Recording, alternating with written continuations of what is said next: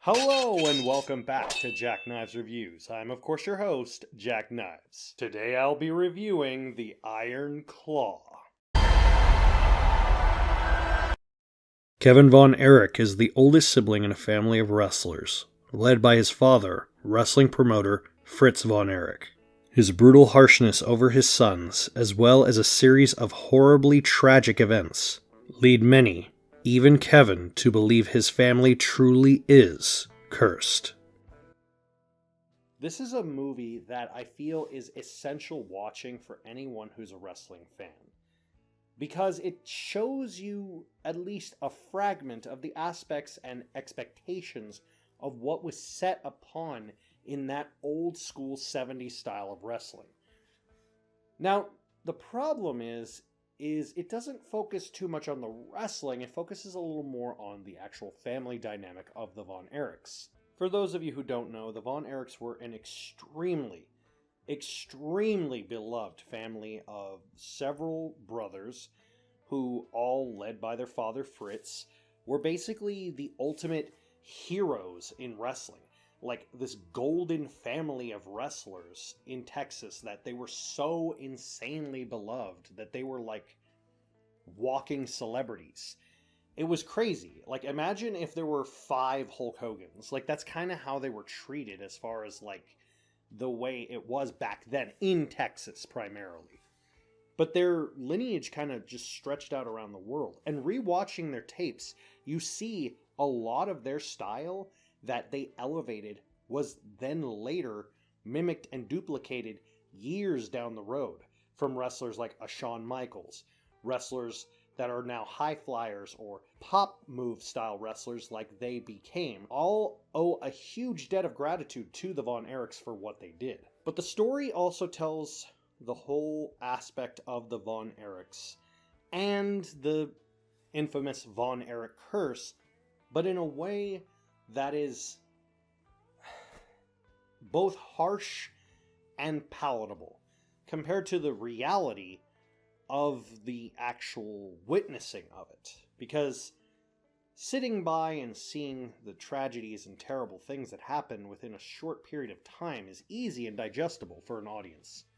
In fact, there are some liberties that they did change about the story that needed to fit the narrative. But overall, it felt like it was telling the story in an honorable, respectable way, but also to a brand new audience who's probably never known this story at all. Despite us in the wrestling community all knowing this story. The Von Erich story is something that seems like it would come right out of a realm of fiction. The idea that someone's family can just be this curse feel makes you believe the perpetual thing of the curse that many people, especially in the wrestling community, still believe is a real thing, because it's a horrible story, but it's a really important one to the legacy that is wrestling and why it's so important to so many people. Zac Efron should win something for this, an Oscar or something. The amount of dedication this man put into this work is insane. I knew he got fit over the years doing films like Baywatch or Neighbors or whatever, but the amount of dedication and crafting and sculpting of his muscles to play Kevin Von Erich, it's insane. Like, it was crazy to an nth degree. Like, people don't realize the amount of work that went into these actors.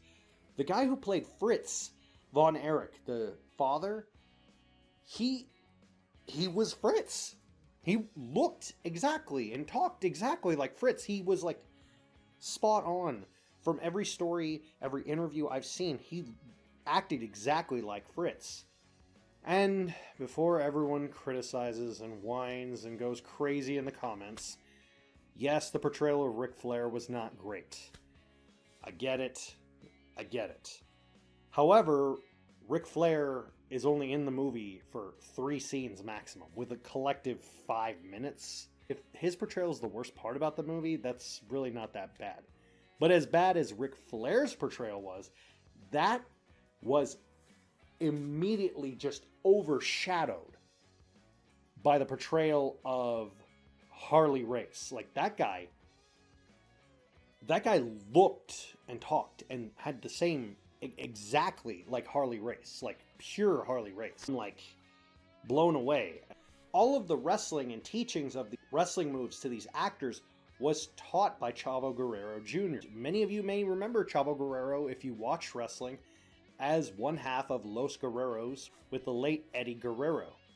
And he brings like this element of realism to the story.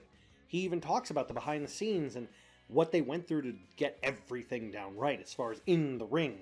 With certain wrestlers and their stories glanced to a point, but enough to get you to look into it, but not enough to tell you everything, but enough to give you the fine bullet points of the full story. You get the sense of the story beats. You get the sense of what they're talking about. You get the sense of the drama, the stories, the behind the scenes, the narratives, the conversations, the way the household was built. Shows a lot of that.